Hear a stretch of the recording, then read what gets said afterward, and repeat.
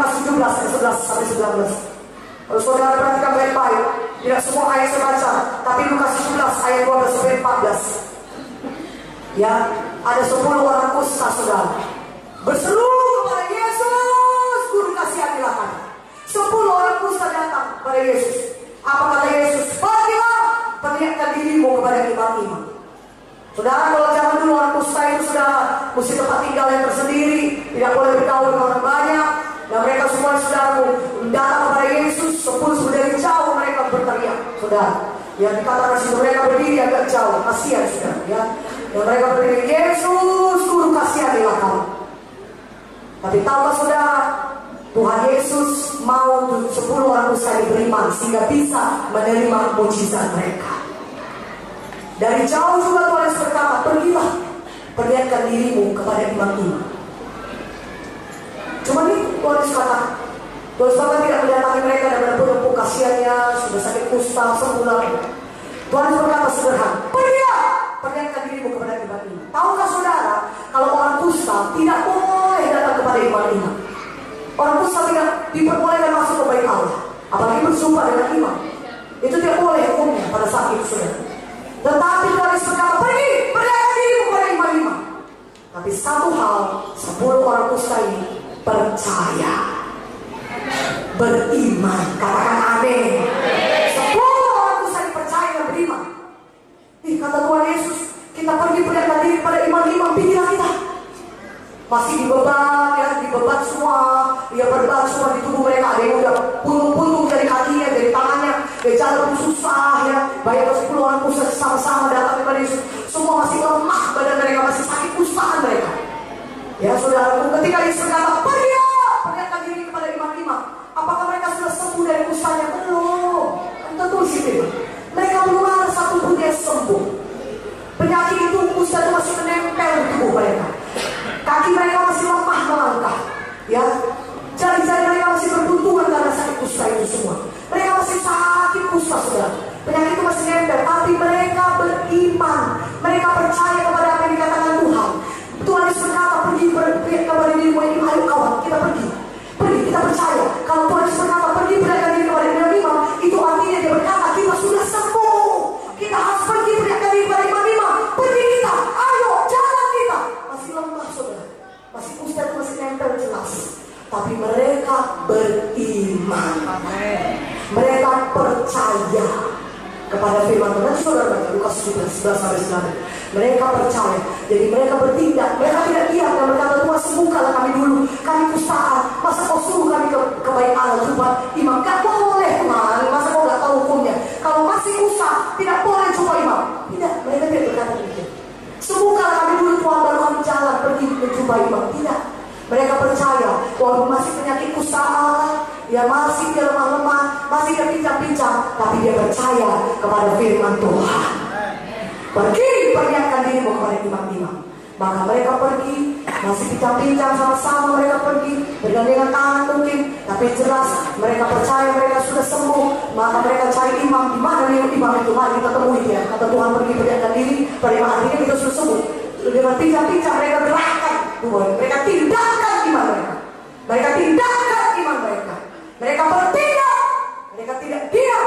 Mereka beriman, dan artinya beriman mereka tidak beriman mereka. Maka firman Tuhan berkata, dituliskan, di tengah jalan mereka menjadi tahir. Di tengah jalan mereka sembuh. Tindakan iman saudara malam ini. Amin. Gerakan bagian tubuh saudara yang sakit, walaupun belum kelihatan, tapi iman itu percaya sudah jadi. Firman Tuhan itu jadi dalam saudara, walaupun belum kelihatan di alam badan ini, tapi saudara percaya, sudah percaya. Maka iman itulah yang akan menurunkan kuasa Tuhan kepada saudara. Iman itulah, iman saudara itu akan menjadi bukti daripada semua yang belum kelihatan tadi. Mana aminnya? Mana aminnya?